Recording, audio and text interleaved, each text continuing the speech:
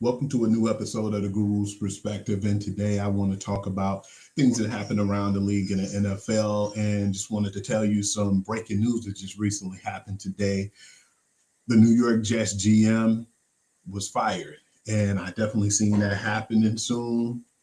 That team is a mess. They definitely not going to make the playoffs. They made the move for Devontae Adams. They fired Robert Saleh and thought that they can fix the issues over there, and the issues are only getting worse for a team to have high hopes with Aaron Rodgers and thinking that the Super Bowl or bust has definitely been bust the last few years. Unfortunately, the first year, after like 5 plays, I can't even say drives. It was 4 plays. Let's be honest. It was only 4 plays, and that man was out for the rest of the season. Then we turn around this year, and it's been a complete disaster. And I just feel like now it's time to move on. It's time to do something different over there with the Jets because what they've been doing right now, unfortunately, is not working. I feel bad when I heard the news, but at the same time, I still look at it like this was going to happen and it was bound to happen soon. I just don't really feel like they're doing enough over there, and I don't feel like they have the energy that they needed, or especially what the New York fans hoped for. They've been in a bad shape for a long time. I think the last time they went to the playoff, if I'm not mistaken, was like 2013.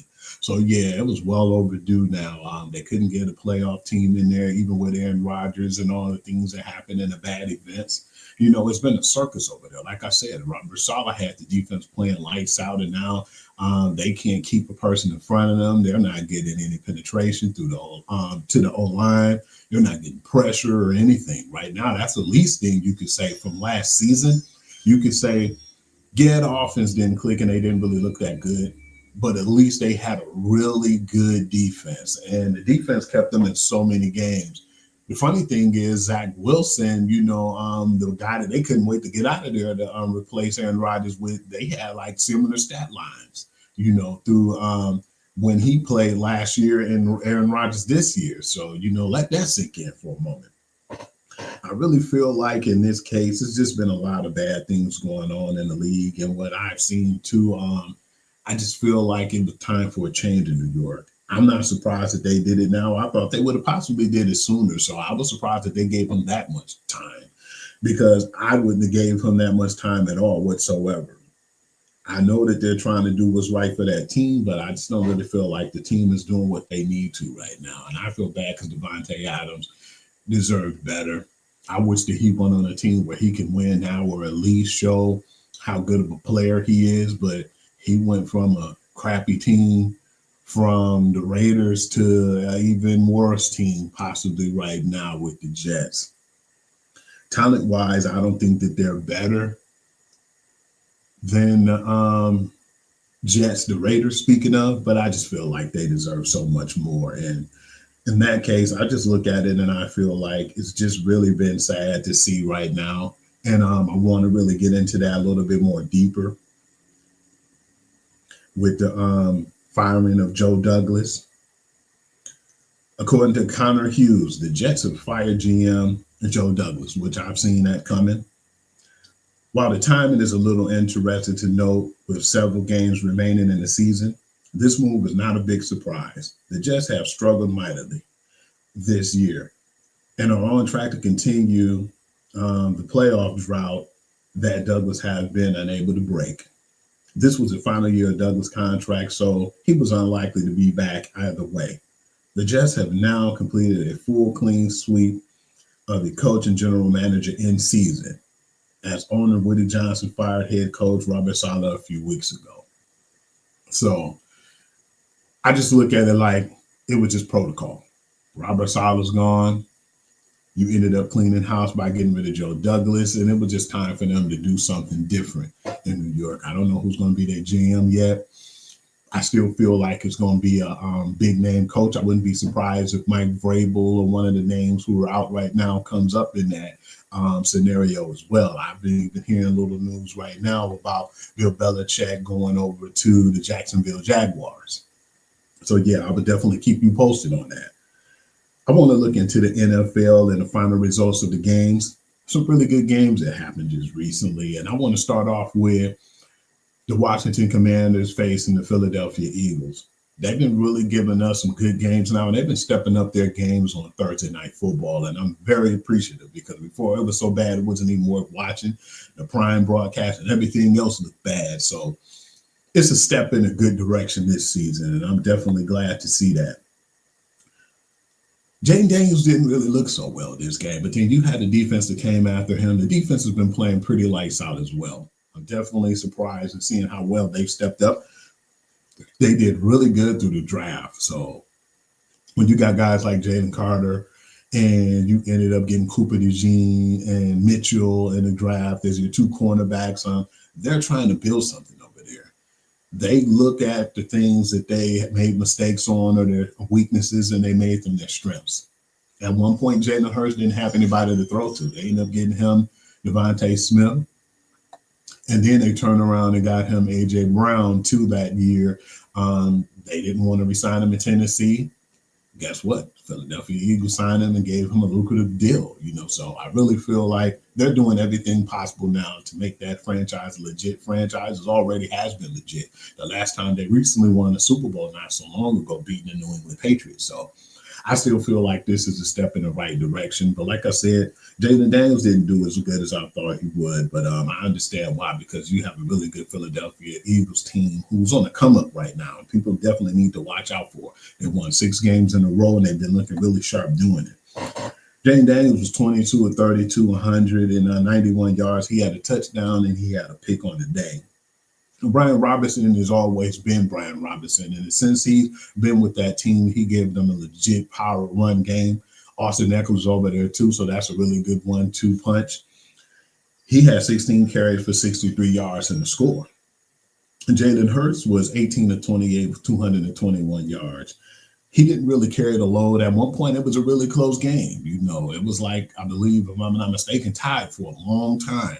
And in the fourth quarter, that's when this man, the free agent pickup, one of the biggest free agent pickups, I'm going to say Saquon Barkley, due to the fact that how well he's playing. Not only how well Saquon Barkley is playing, but then, it's a head scratcher to see the New York let this guy walk. Not only walk, but go to the team in your division. So I wouldn't be surprised if anything happened with that GM, because he definitely needs to be fired after Hard Knocks and letting that trade go down, or letting that happen in general, because they wanted him to explore free agency. It wasn't a trade. The Giants didn't satisfy with what he was looking for, so he went where he can get paid at, and it's definitely been paying dividends for the Philadelphia Eagles right now. He carried the load for that team. They would have lost if it wasn't for Saquon Barkley. He had 26 carries for 146 yards and 2 touchdowns. And if I'm not mistaken, it was like 2, maybe 3 minutes apart when he scored those back-to-back touchdowns that blew the game up to where the Philadelphia Eagles ended up pulling the game off. So the final score was 26 to 18. Really good game. The Jacksonville Jaguars against the Detroit Lions. I want to talk about that to get it out the way right quick, because a lot of people saying that we're bullies and we bully a lot of teams. But you got to realize something. I've seen teams have 4 touchdown leads in the past, and they end up losing games. I don't believe that the Lions were satisfied last week with what they did with the Houston Texans, even though they still pulled out the game. They came out sluggish, and I feel like Jared Goff had those 5 interceptions, which is unheard of. But to see that happen and go down the way it did, I'm not surprised that they said, hey, man, we need to get back to basics and do what we do best and stay physical and do what we got to do and finish out and close out the game. I was glad that they took out all the starters at a certain point, because the game started to really get sad. It looked pretty good at first when I looked up, and then I seen Mac Jones have 4 for 4. He only had 15 yards, but they went down that first drive and kicked the field goal. So I said, okay. But after that, they didn't really get nothing. Detroit was 7-7 on the possessions, and they made all touchdowns on those possessions too. They bullied that team. The crazy thing is, we know right now what's going on, and Doug Peterson was one of the guys on my hot seat, and this seat's even hotter after that game. I looked yesterday and been looking today to see what's going to happen with him, because I definitely don't think he's going to stay in Jacksonville. And Saad Khan is going to definitely get rid of him soon. If he don't do it now, it'll possibly be at the end of the season, respectively, on Black Monday. But still, it was just a really bad effort on that part. Mac Jones was 17 of 29, 139 yards and interception. Jared Goff, on the other hand, was nearly perfect. 24 for 29, 412 yards and four touchdowns. And David Montgomery had 15 carries for 75 yards and two scores. Amon-Ra St. Brown had 11 receptions for 161 yards, and he had two scores as well. And if I'm not mistaken, Jahmyr Gibbs got in the end zone too. It was just crazy. It was a clinic, man. They had 7 touchdowns. And once they started to put in the second string guys, I still feel like Hendon Hooker got a really good drive and got some momentum, took them down the field, and was able to make a field goal out of it. But it was just a disaster of a game. I felt like Detroit needed this game to really get back to basics. They play an Indianapolis Colts team, and in Indianapolis, so I hope they can keep the pedal to the metal. I don't really overlook a team on any given Sunday, but I just hope that they can stay focused and stay laser sharp as they have been. But this game was definitely a crazy one. 52-6. Like I said, they've got to start doing something in that office, the front office, whether it's the GM or it's the coach. And I think that Del Peterson is on borrowed times. The Ravens and the Steelers game was really good. I enjoyed it because it was just hard-nosed, football. And the funny thing, too, is when you see this, game, this division rivalry, I start to look at it, and somebody said, one of the talking heads was saying that it's funny, too, that both team colors are black and purple. And that's how you feel after you playing some of those division games between the two teams in the AFC North. Lamar Jackson looked really sluggish this game. I believe the people now are saying that he's out of the MVP race right now. He's still in it, but he's not the number one sure run away with the MVP. They're looking at Jared Goff after his performance, but then even though that was against the Jacksonville Jaguars, regardless of the fact, they're still a professional team, and you got to respect that. And then just how bad he played this game, and I don't even really feel like it was that bad. It was just the Ravens beat themselves more than the Steelers beat them. Lamar Jackson really had a surprising game too. That's why you can't just judge one week and say, oh, well, this person's not an MVP because, we know Jared Goff played bad last week, but this wasn't a Lamar Jackson game. He was 16 to 33, 207 yards, a touchdown, and he had a pick. Russell Wilson did just enough to win as well. They don't want him to be Superman, and they don't want him to be the Russ in Seattle. They want Russ to be the Russ that can keep the team in the game so they can win. He was 23 of 36, 205 yards, and he had a pick on the day too. Derrick Henry got a touchdown with 13 carries, 65 yards, and a touchdown. But one of the highlights of the day was when he got popped by TJ Watt behind the line of scrimmage. That was amazing. That was a really good play. That final score was 18-16. The Ravens scored, had a chance to do a two-point conversion, but I was concerned with why wasn't Derrick Henry on the field? Was he injured? Because that didn't make sense. Sometimes it feels like they try to put too much on Lamar Jackson, and that's what ended up happening.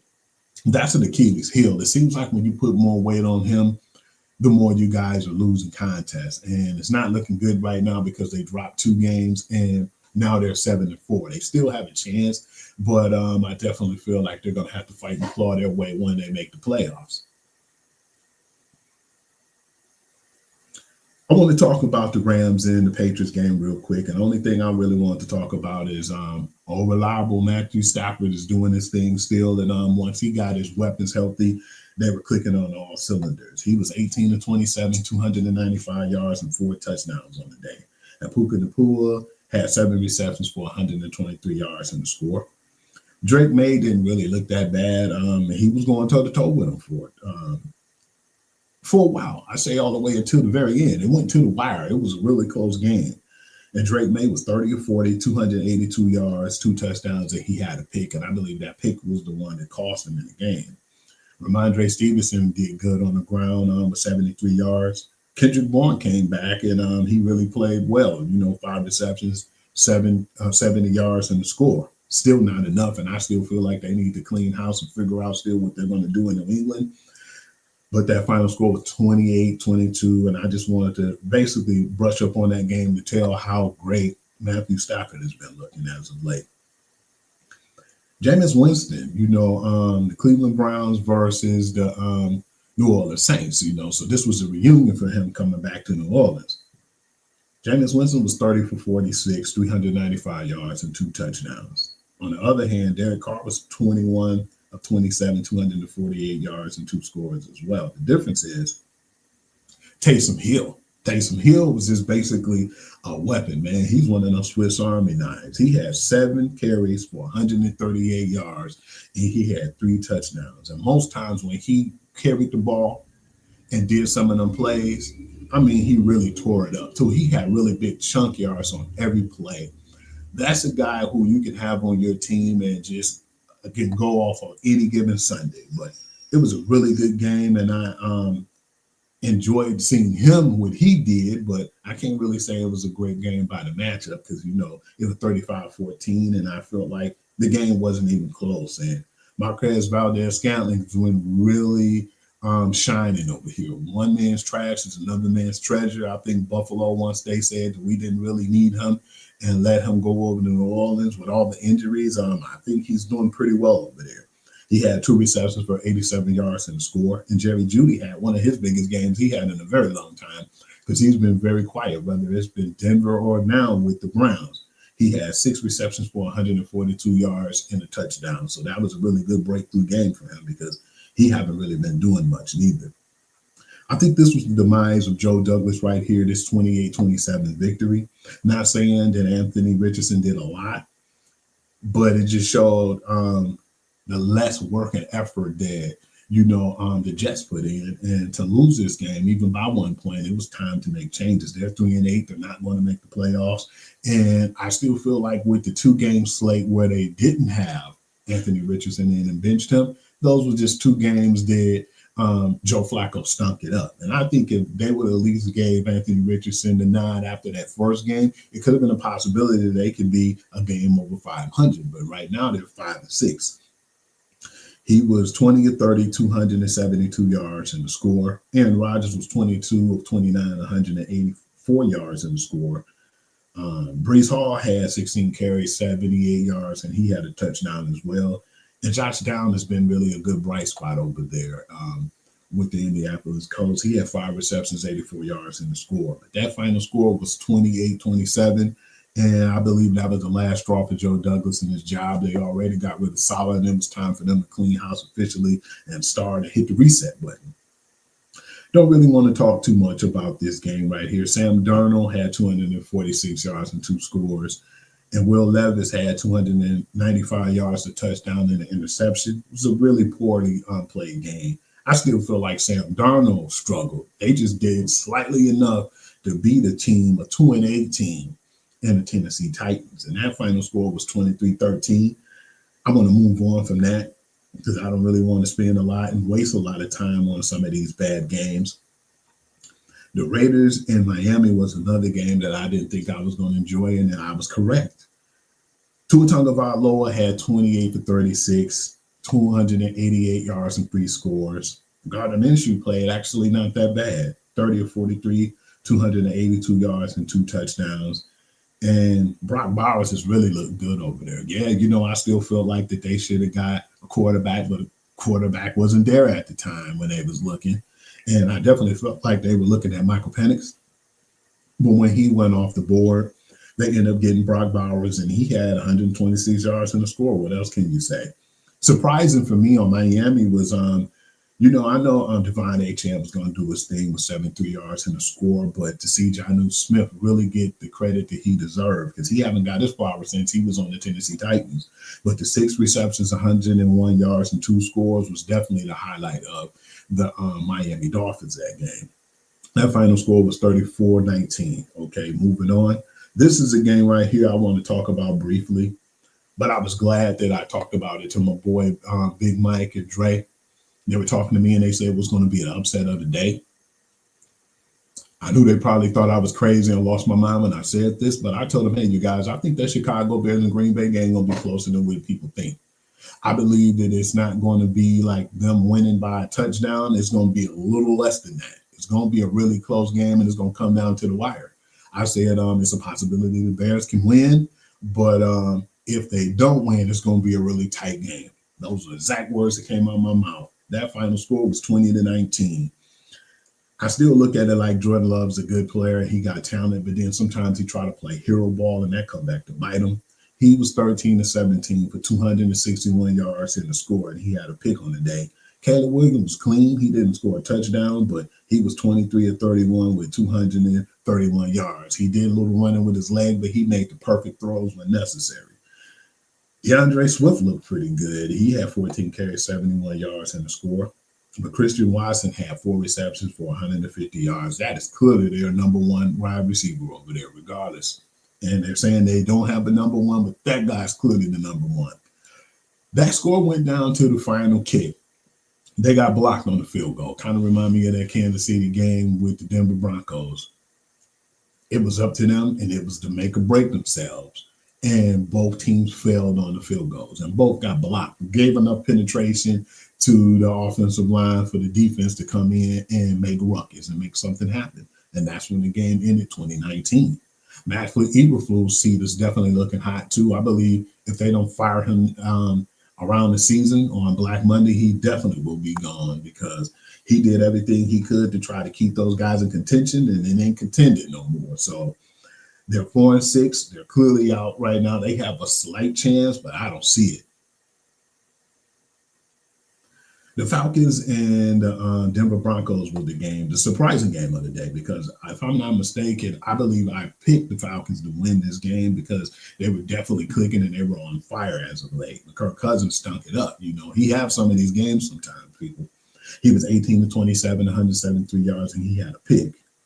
But that boy, Bo Nix, was cooking, man. If he's not the rookie of the year, offensive rookie of the year, he definitely might be in second place. I don't know. You know, Jaden Daniels been kind of shaky lately, but this performance is definitely have him knocking on Jaden Daniels' door. Bo Nix was 28 to 33, 307 yards and 4 scores.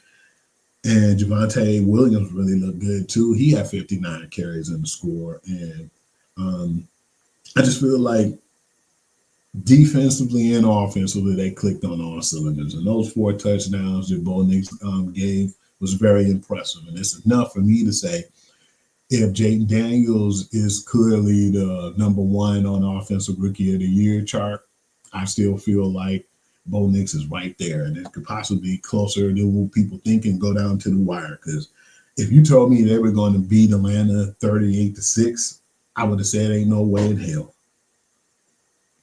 Seattle Seahawks and San Francisco 49ers, that was a good game. What surprised me is that defense is not doing that well right now with San Fran. They're getting banged up, and they got all these big contracts that they're going to have to deal with. Kind of remind me of the New Orleans Saints, and they're going to have to do something soon. Geno Smith was 25 of 32, 225 yards, 221 yards. I apologize for that. And he had a pick on the day. But the most important score was when he ran it in and won the game. Kenneth Walker III had 54 yards in the score. And Jackson Smith and Jig has really been stepping up as one of their better wide receivers right now. He had 10 receptions for 110 yards. Brock Purdy, and I was saying this to my co-host, E-Buck, and I'm going to keep saying this. Brock Purdy just seems like, man, I can't really be disrespectful and super disrespectful, like I said before. My apologies for saying that he's starting to look like a Mr. Irrelevant. He ain't looking that bad, but he's still not to the point where he's that good to where people been giving him the credit where credit is due. You know, he's been stinking it up himself, and he got most of his weapons back over there. Even Christian McCaffrey, even though we know he's trying to make his way back. But he had 159 yards, a touchdown, and an interception on the day. And Juwan Jennings had 10 receptions for 91 yards in the score.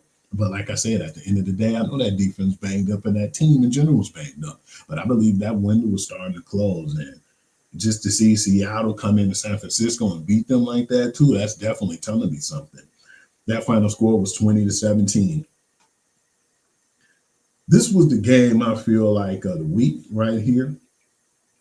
Kansas City Chiefs and the Buffalo Bills. I think we both picked Kansas City, and I felt like I picked them because Josh Allen made mistakes. He did make a mistake in the game, but at the end of the day, they did enough just to win. Patrick Mahomes hasn't been looking Patrick Mahomes like this whole year, but they still was finding ways to win on defense. And a lot of people were looking at them as being undefeated. I don't think Patrick Mahomes can care about that. He could care less. All he wants to do is get that opportunity to go back to a Super Bowl and defend their title. He was 23 or 33, 196 yards, 3 touchdowns, but the 2 picks were very costly. I think one of the picks was costly. The other one was just like he was trying to make a comeback, but yeah, that could be costly too because if they could have kept that score and that drive alive, it could have been possible that they could have made the game more interesting. But I still felt like at this point the game was over. Josh Allen was 27 to 40 for 262 yards, a touchdown, and he had a pick on the day. But that touchdown that he made at the end of the game was pretty crucial. The 55 rushing yards definitely helped too. Khalil Shakir had 8 receptions for 70 yards, and he did some damage. But Xavier Worthy had 4 receptions for 61 yards, and he had a touchdown.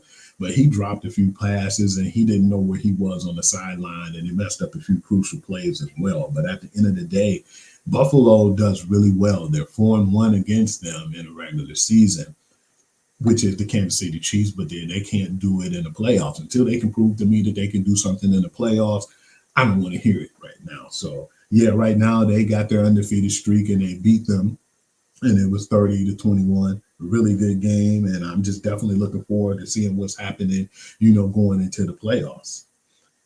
The Bengals and the Chargers game was a head scratcher to me because the Bengals had many opportunities to win. Evan McPherson, I'm sorry, man. And I know people be like, you blame everything on the kicker. It shouldn't have got down to the point to where they lost that game because if he would have made the 3 field goals, and it wasn't like they were far. A couple of them were distance. One of them was right there, like 27 yards, and he missed it. I don't know what the issue is and what caused him to be so shaky and had the shakes, but they had an opportunity to win that game. And then you tied the game at one point after being down. It was like a tell the two tapes. The offense didn't do anything in the first half.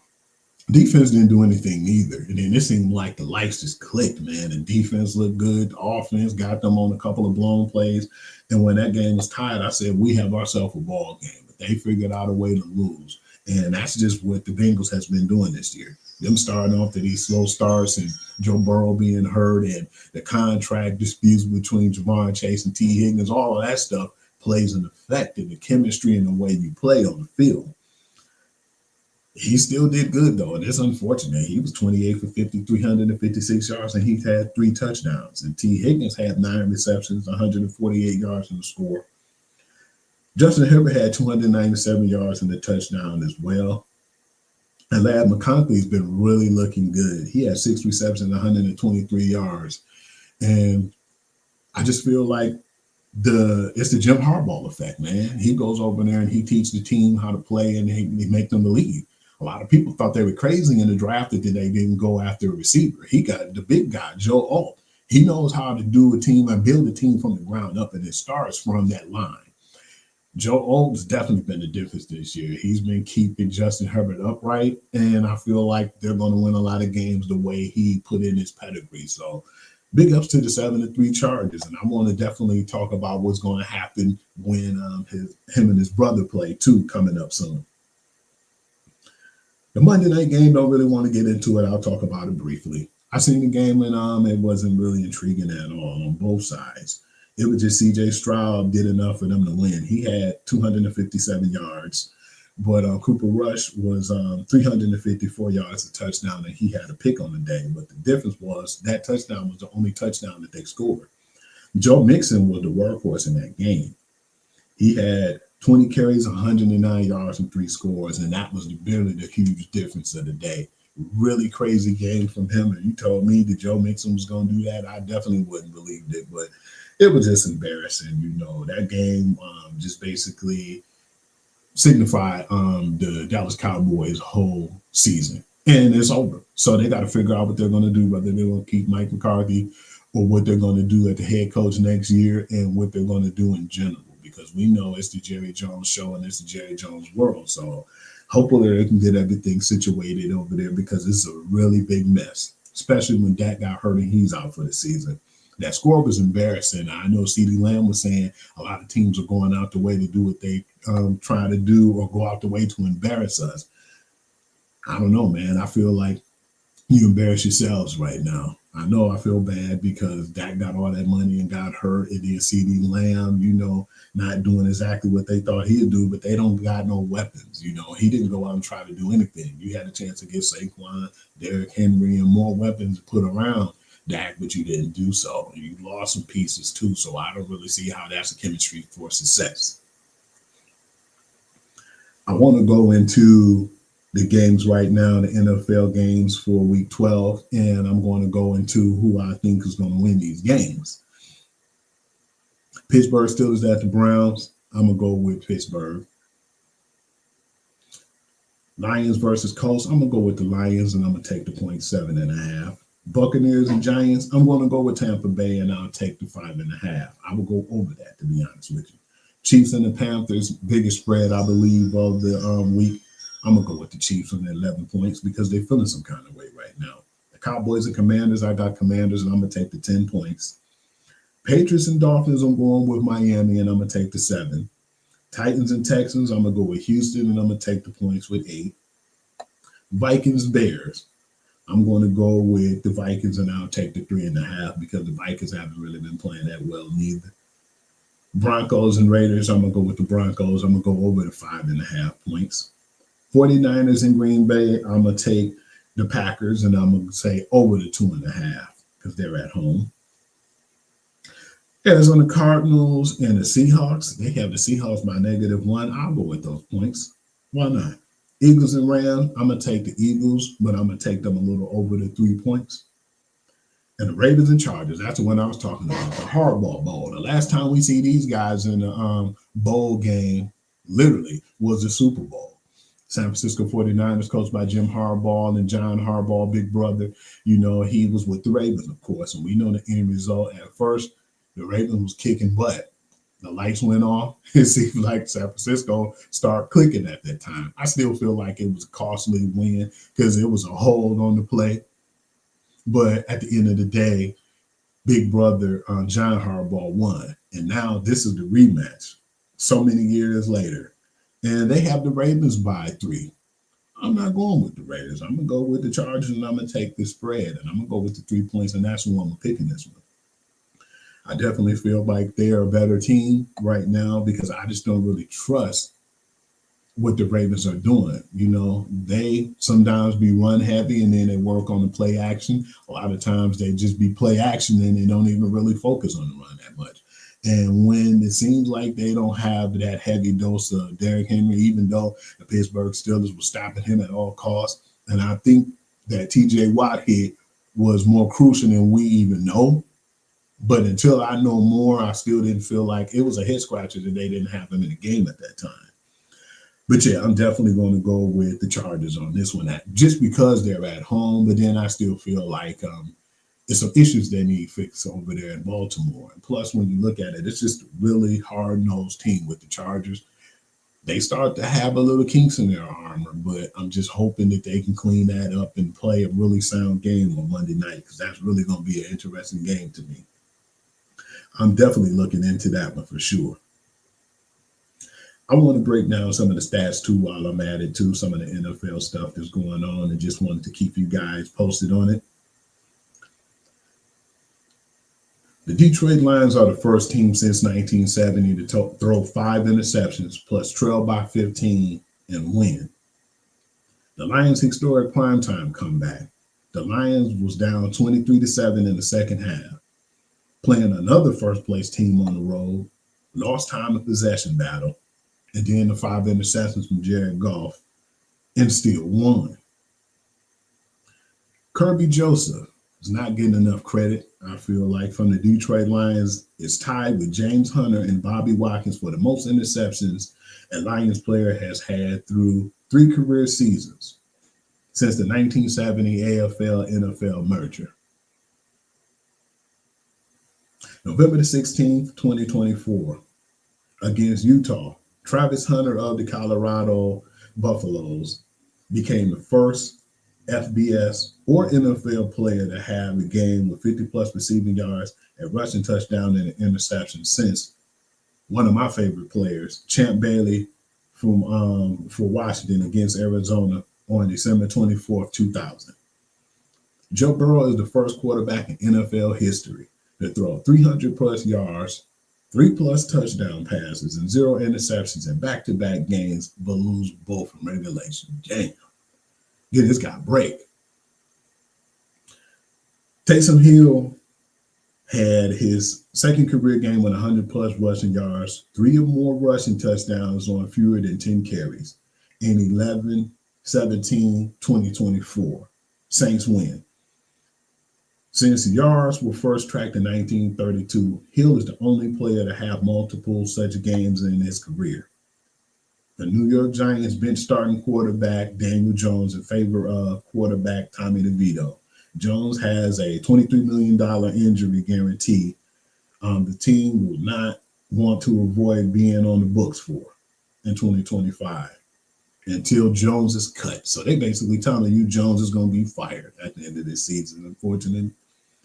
After Daniel Jones won the playoffs against the Minnesota Vikings, he signed a 4-year, $160 million contract. His contract, after he signed that, his record is 3-14 with the average of 13.6 points a game, 10 touchdowns to go along with 14 interceptions.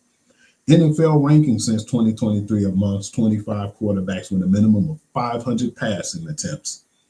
Passer rating, second to last to Bryce Young. Yards per attempt, second to last to Bryce Young. Touchdown percentage, last in the NFL. Interception percentage, tied for third to last in the NFL. Sack percentage is dead last. And I feel like this is the reason why the Giants are going to move on. The Pittsburgh Steelers on 11-17-2024 is 2-0 when not scoring a touchdown in a game. The rest of the league is 2-19. So that is crazy. That just lets you know the Mike Tomlin effect when it comes to coaching. You don't have to win or be a superhero like Justin Fields and with Russell Wilson. That's what people need to realize. He don't need nobody to play hero ball. He just needs you to go out there and do your job. He feel like the defense will do just enough for them to win. I appreciate it because at first when my man Z-Buck said, I just don't know how, but somehow they're going to find a way to make it to the playoffs. And it seems like Mike Tomlin always do.